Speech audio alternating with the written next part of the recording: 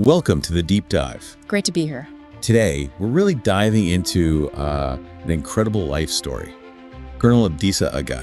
Absolutely. An Oromo patriot, but also a genuine World War II hero. It's quite the scope. It really is. We've got various sources, historical accounts, wartime records, even pieces reflecting on his legacy later on. And they all point to this extraordinary figure of courage, resilience. Yeah, and our goal, our mission today is to sort of unpack that, follow his path from, the Oromia Highlands all the way to the battlefields of Europe. So let's start at the beginning, his early life. Right. Born in Walega, Western Ethiopia, correct? Around 1919. That's the estimate, yes. Pretty standard rural upbringing initially, tending cattle.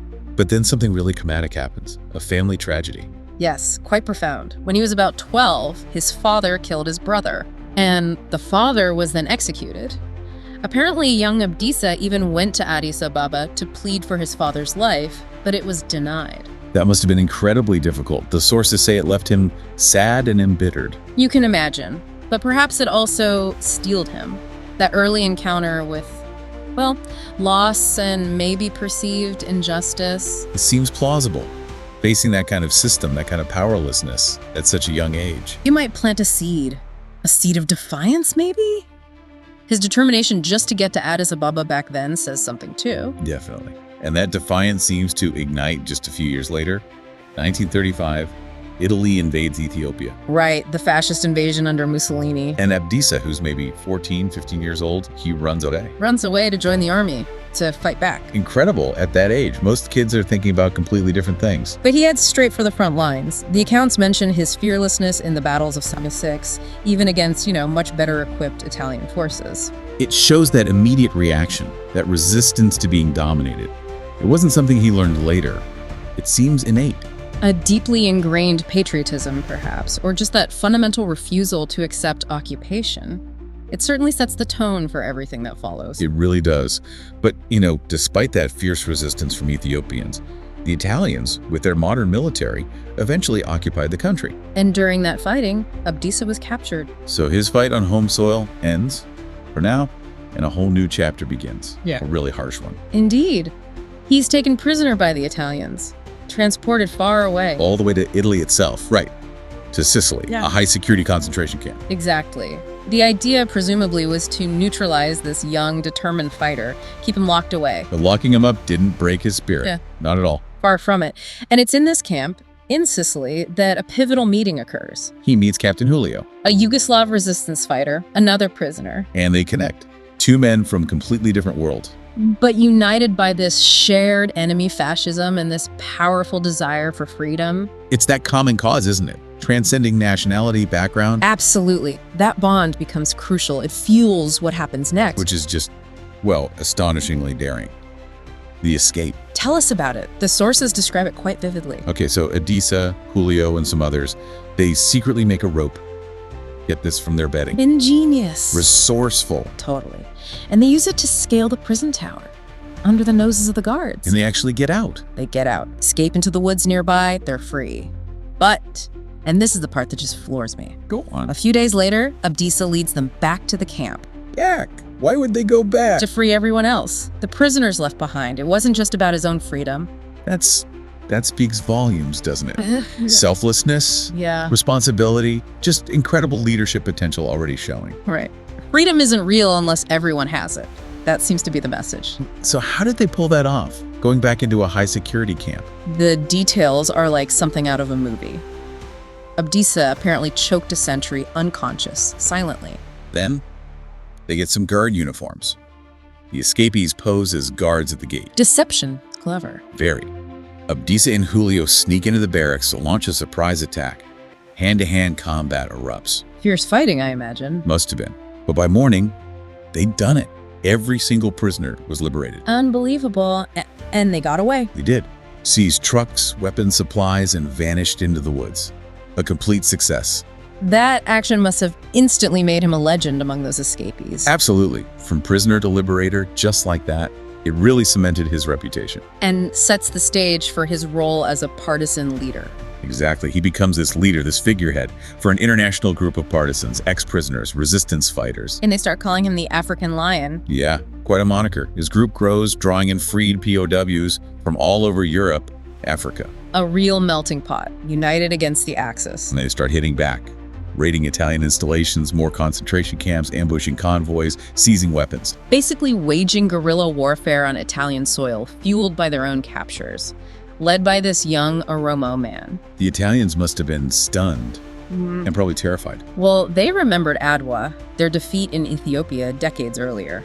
The idea of an Ethiopian, an Oromo warrior, leading a successful insurgency in Italy that had to be deeply unsettling. So much so that they resorted to dirty tricks, New. trying to discredit him. How so? They apparently had criminals dress up as his fighters, even using blackface, to loot villages, trying to turn the locals against Abdisa's group. A desperate move. Did it work? No.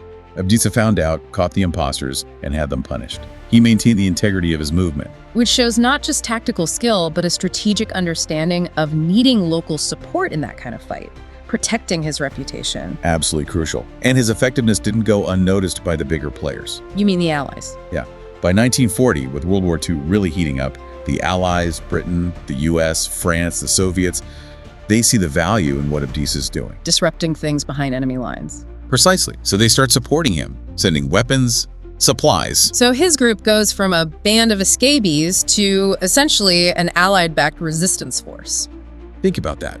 An Oromo leader coordinating with the major Allied powers, fighting fascism in Italy. It's extraordinary. And that support must have boosted their capabilities significantly. No doubt.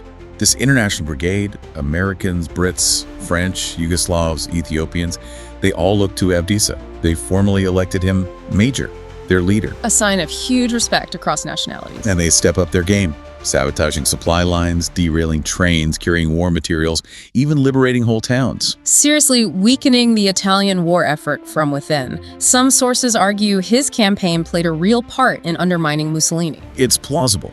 The impact was significant, and it leads to this almost mythical moment. Rome, June 1944, the liberation of the city. And Abdisa was there? He wasn't just there. He was reportedly riding at the front of the victorious column, entering the city.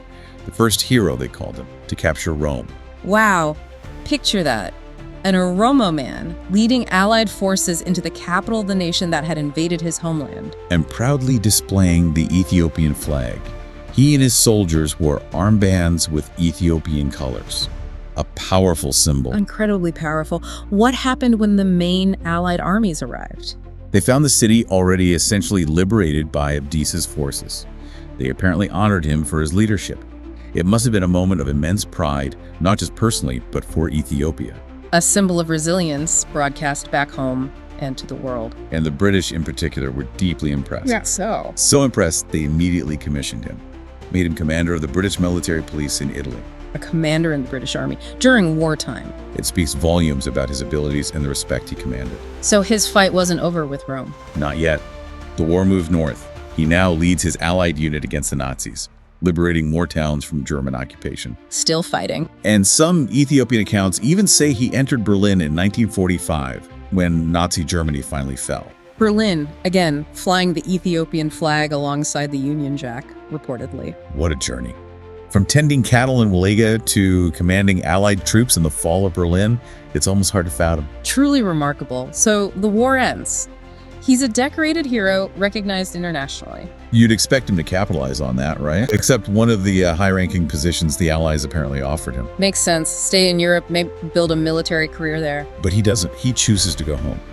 Back to Ethiopia. Why? He apparently said that no matter its state, it was his homeland. He wanted to see his emperor. Over personal ambition, over international acclaim. That's a powerful choice. It says a lot about his identity. It really does. A deep sense of belonging, but that choice, it had unexpected consequences. Consequences? How? Well, some Allied commanders were reportedly furious, angry that he wanted to leave. Angry? Why? Incredibly, they turned around and accused him of ravaging the Italian fascists during his partisan campaign. Wait, the very actions they supported and supplied him for? Exactly. They even threatened him with war crimes charges. It's bizarre. That's deeply cynical, using his effectiveness against him after the fact. Luckily, a sympathetic British general stepped in, prevented him from being jailed, but he still got hit with a fine. A fine for fighting the enemy. A financial penalty for the damage caused by his insurgency. The British government apparently helped him pay it, but still, the injustice is palpable. It highlights the messy politics of post-war adjustments, doesn't it? Alliances shift, perspectives change. Definitely. So despite that strange and unfair hurdle, he finally makes it back to Addis Ababa in 1946. And gets a hero's welcome, presumably. Initially, yes. He's welcomed as Colonel Abdisa. Emperor Haile Selassie receives him, expresses gratitude. It seems like the recognition he deserves. You can sense a but coming. There's a but. Within the imperial court, not everyone was thrilled about his fame. Some high-ranking officials, like the defense minister Rasa Bebeariga, They felt threatened. Jealous, perhaps. it seems so.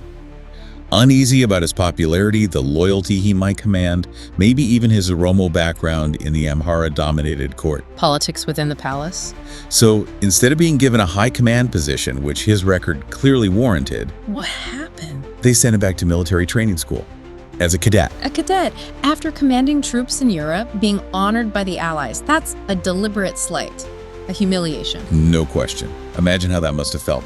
But here's another testament to his character. He accepted. He accepted it with discipline, with humility, no public complaint. He went through the training. Astonishing restraint. He graduated as a first lieutenant. Apparently, British officers who'd served under him in Italy were just amazed. I bet they were. And he continued to serve Ethiopia, showed his bravery and skill again in the Ogaden conflict in the 60s. So his abilities were still evident. Absolutely. But promotions, they came very slowly. He was stuck as a captain for years. Likely held back by that same jealousy and resentment within the military hierarchy. It seems the most likely explanation. A decorated war hero, sidelined due to internal politics. Did he ever get proper recognition within Ethiopia? Eventually, yes. Late in Haile Selassie's reign, early 1970s, Or changed? the story goes that an old comrade intervened. Someone who knew his wartime record. Some sources suggest Captain Julio. Others, even Marshal Tito of Yugoslavia. Someone with influence brought his case to the emperor. Seems so. And finally, Haile Selassie promoted him, full colonel, and appointed him commander of the Imperial Guard. The Imperial Guard, that's a position of significant trust, right at the center of power. It was a long overdue recognition, finally placing him in a role befitting his service and loyalty. A sort of culmination, in a way. But his time in that role wasn't long, was it? No. The Ethiopian Revolution happened in 1974. Haile Selassie was deposed. He survived the revolution, but his final years were quiet, out of the public eye. He passed away in 1977, aged around 58. A relatively understated end to such an eventful, impactful life. It seems so, but his story, his legacy, certainly didn't end there. No, for the Oromo people especially, he remains incredibly significant. He's revered, isn't he? As this fearless patriot, a symbol of Oromo pride on a world stage. His life really embodies those core Oromo values: courage, perseverance, loyalty to one's roots, one's heritage. And to fully grasp that significance, we need a little context on Oromo history itself. Right. The Oromo are Ethiopia's largest ethnic group. They have their own distinct language, Afan Oromo, a unique culture, the traditional Gada system of governance. But historically, particularly from the late 19th century onwards, Oromia was conquered, absorbed into the Ethiopian Empire. Which led to a long period of marginalization, suppression of Oromo identity, language, cultural practices. And that history, that experience of being marginalized, is what fueled the Oromo national movement, the desire for self-determination, for recognition. Exactly. And when that movement really started to organize in the 1960s and 70s, with groups like the Oromo Liberation Front, the OLF. Figures like Abdisa Aga became incredibly important symbols. But the fight for, genuine equality and autonomy isn't over. We saw that with the Oromo protests in the mid-2010s. Protests against political exclusion, land issues, met with a harsh response, sadly. Bringing global attention to the Oromo struggle, echoing that same spirit of resistance we see in Abdisa Aga's life. It connects the historical struggle with the present day, shows the enduring relevance of these themes. So Abdisa really embodies that Oromo resilience. Never give up. Exactly. His refusal to bow to fascism, his deep love for home, the sacrifices he made, it all resonates so deeply, especially with younger generations of Oromos. He's more than just history. He's a living symbol of that enduring spirit. So when we look back at his life, it's It's such a powerful reminder that heroes can come from anywhere, have impacts far beyond where they started. His life shines a light on that larger Oromo story, that quest for dignity, for self-determination that continues today. His legacy is one that continues to inspire that fight for freedom, for justice, for pride in who you are. Which leaves us with something to think about, perhaps. How can the actions of one person, someone so deeply rooted in their own identity, their own principles, manage to ripple outwards? To change history on a global scale, but also serve as this lasting beacon for their own community. It makes you wonder, what other stories are out there? Untold stories of individuals who bridged worlds, fought in conflicts far from home, and whose lives might hold similar profound lessons for us today.